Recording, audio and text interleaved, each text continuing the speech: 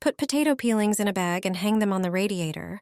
When you peel potatoes, you treat the peelings as waste. But that's a mistake.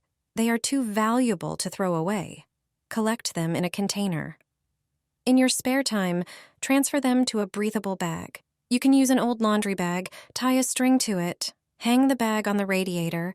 This is where the peelings will dry.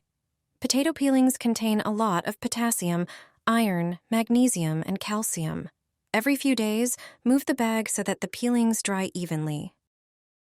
When they are dry, transfer them to a jar. I'll use them at the right time.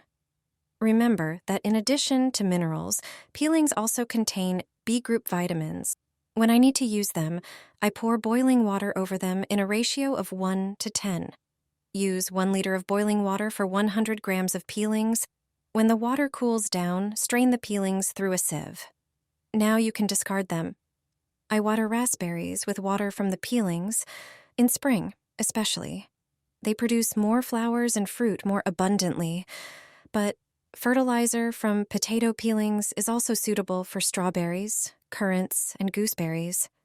I prepare the peelings in winter so that I can make as much fertilizer as needed in spring.